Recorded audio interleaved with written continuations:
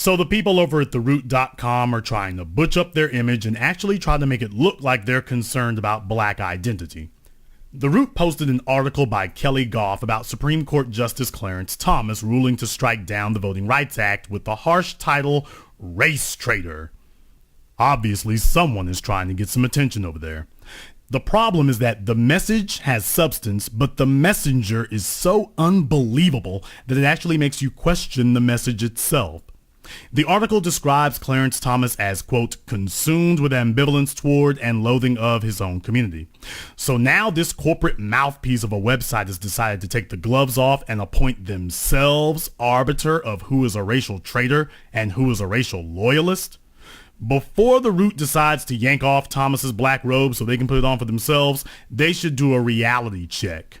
Where has TheRoot.com been for the last 6 years?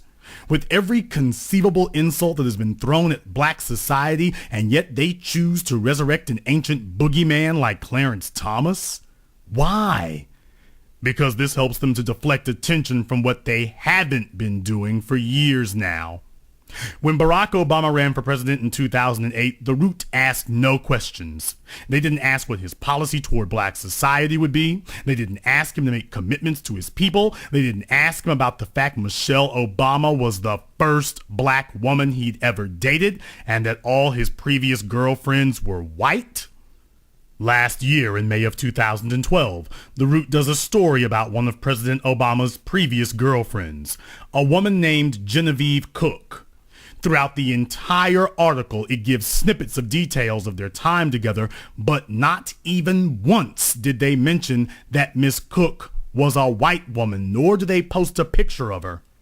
This is a conscious effort by The Root not to decimate support for Barack Obama during a re-election campaign among black women who might actually start asking questions about the racial solidarity this biracial president feels for black women when his only black girlfriend was his last black girlfriend.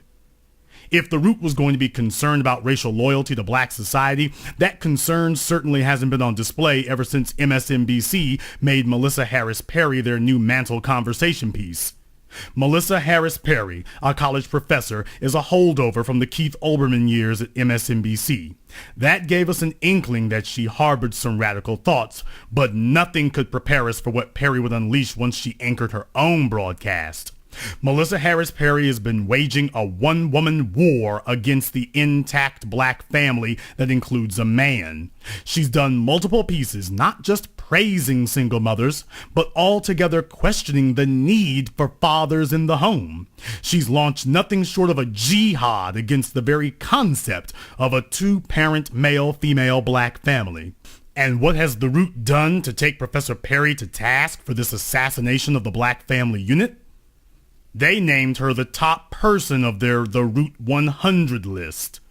As if they couldn't do more violence to black society, The Root commits the disgrace of adding Perry to a list of black feminists, quote, who've opened doors and shaped how we see ourselves.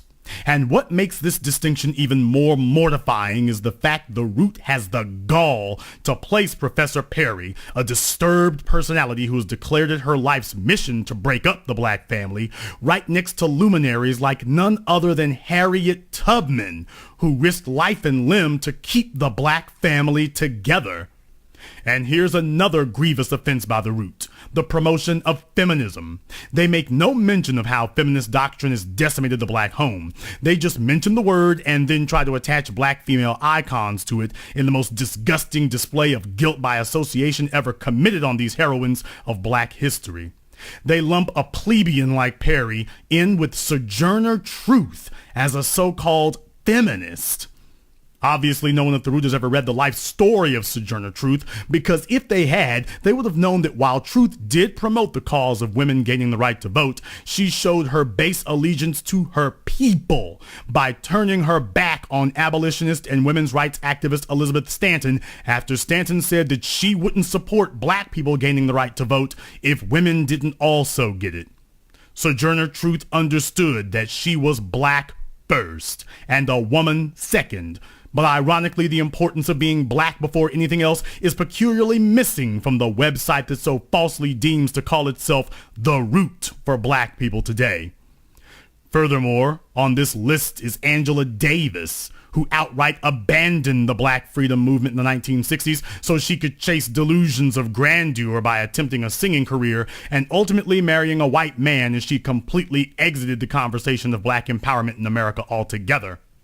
The list goes on to cite honorable icons like Harriet Tubman right next to vicious black male-hating stalkers like author Alice Walker, who spent her life letting white movie producers turn her novels into daily doses of dysfunction fed to the black psyche. And the Combahee River Collective, a group of Black Panther wannabes whose mission statement was that, quote, as black feminists, members struggle together alongside black men to fight racism, but against black men to fight sexism. Think about that the next time you post this picture on your Facebook.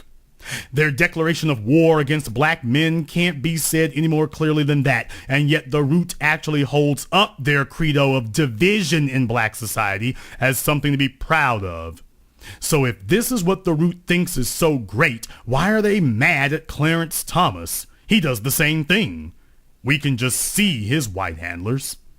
If ambivalence and loathing toward your community qualifies as newsworthy, one would expect the root would also have some choice words for Shonda Rhimes, creator of the TV show Scandal, about a black woman who's relentlessly ignoring eligible black men so she can pursue an adulterous affair with a white president. The Root did do a column about it, but they only ask if black women are being exploited. Not one mention of Miss Rhimes promoting an anti-black family image. But the most egregious atrocity, and I mean that literally, is when the Root attempts to praise Faye Waddleton for being the first black female to be in charge of Planned Parenthood, the nation's largest abortion provider. Planned Parenthood is the brainchild of white supremacist Margaret Sanger, a eugenicist who promoted the idea of wiping out whom she saw as inferior human beings, starting with black people. And the chief tool her organization settled on was genocide by way of abortion. Not surprisingly, black people have the least access to health care to save our lives, but we have the most abortion clinics in our neighborhoods. And sadly, the highest rate of abortion. And the venerable people at the Root, who want to declare Clarence Thomas a race traitor, are actually congratulating Miss Waddleton for heading Planned Parenthood for 14 years, from 1978 to 1992. Planned Parenthood has killed approximately 17 million black babies alone since 1973. There's so much grist for the mill that I can't contain it all here. Needless to say, the Root is late to the party of serious black debate. They spent so much time on the sidelines trying to cozy up to media figures that to hear them talking about race traitors is just downright bizarre at this point. If you wanted to get people's attention, you succeeded, but it's not going to be the kind of attention you want. The time to be concerned about our people inside the race who are attacking our race has been a long time past, and Clarence Thomas is the least of our worries at this point.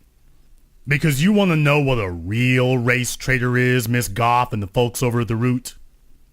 I'll tell you. A real race traitor is someone who selects article after article praising people who despise the black family and trying to disguise it as feminism. A real race traitor is saying the TV show Scandal exploits black women, but not saying one word about the black woman who created the show, and never once questioning if she's a race traitor for promoting a dysfunctional relationship with a white man over a functional one with a black man. A real race traitor is when you write an article about the first black president's first girlfriend and deliberately refuse to identify her as white for fear of offending his base. A real race traitor is not calling out Eric Holder for refusing to step in on the cases of Oscar Grant and Troy Davis.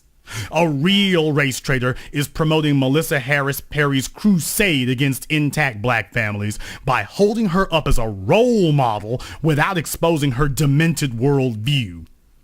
A real race traitor is a so-called black website that refuses to call out a black president who bombs Africa, talks down to black people at Morehouse, and stands in front of Congress to demand action specifically for gays and women and even non-citizens, but refuses for 5 years to even mention black people.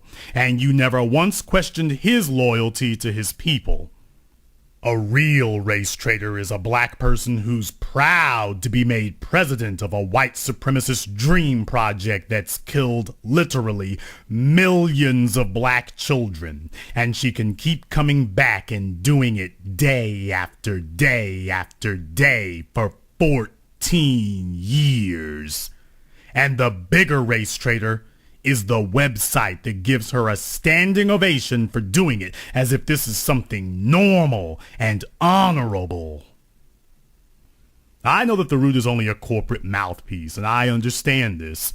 So to the newcomers who think they can gin up support for their website by trying to claim being ultra-black nationalists now, you can give that up. You gotta earn the right to speak for what represents black. Just leave all the hardline black talk to some people with some credibility.